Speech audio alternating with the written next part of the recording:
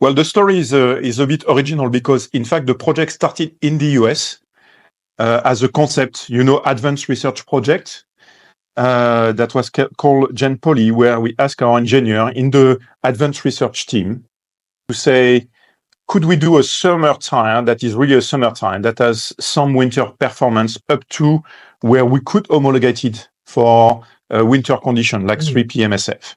And it was not supposed to be at that time a project that will go on the market. It was just to say, what are the bricks that we need and where do we fall if we do that? Okay. So mainly focusing on dry performance initially and winter at the same time. And they came up with a result that was amazingly good, and which was almost already the result of CrossClimate.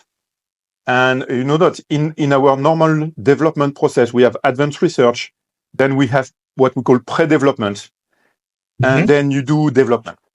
And result was so good that, in fact, in 2012, the French team in R&D center in Ladoux decided to say, we are not going to do any pre-development, and we're going to go directly to marche courante and take that advanced research, because the result was so amazing that we were saying, okay, don't wait. And we knew that from the European team that there was a need that was not filled in the European market with an all season. But because of legislation, in Germany, in Austria, there was a need to have a product that was polyvalent, but also 3 PMSF.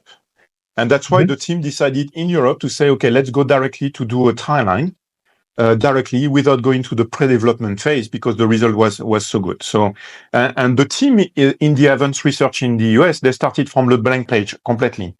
Because normally, when people do an all season, they usually start from the winter tire and say, okay, how do I get more dry performance from the winter tire?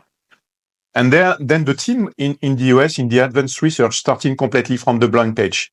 And so, okay, what are the key elements of the dry performance? What are the key elements of the winter performance? How can we make them merge? And that's how they created the CrossClimate initial one. Was it an easy decision for top management to approve this tire line? It was not easy because, of course, some people said, there is no all season in Europe. Look at the market. The market is 6 to 8 million tires each year. It's not growing. In fact, some years it's going down so much. And some people were not believing that there was a true all season need in Europe.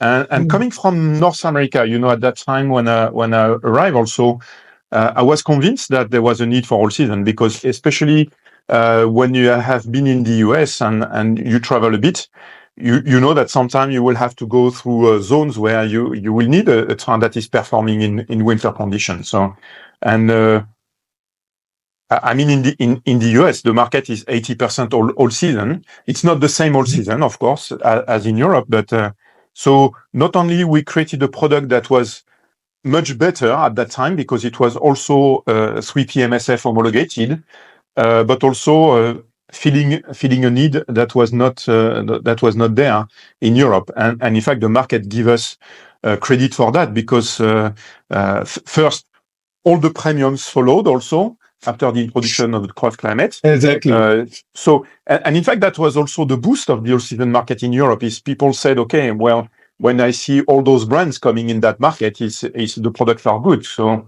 and I can have a choice of premium brands in that market.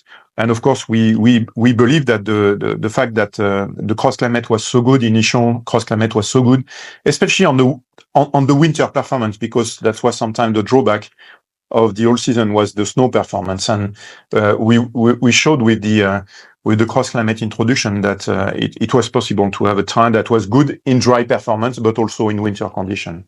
Thanks for watching, and don't forget to subscribe.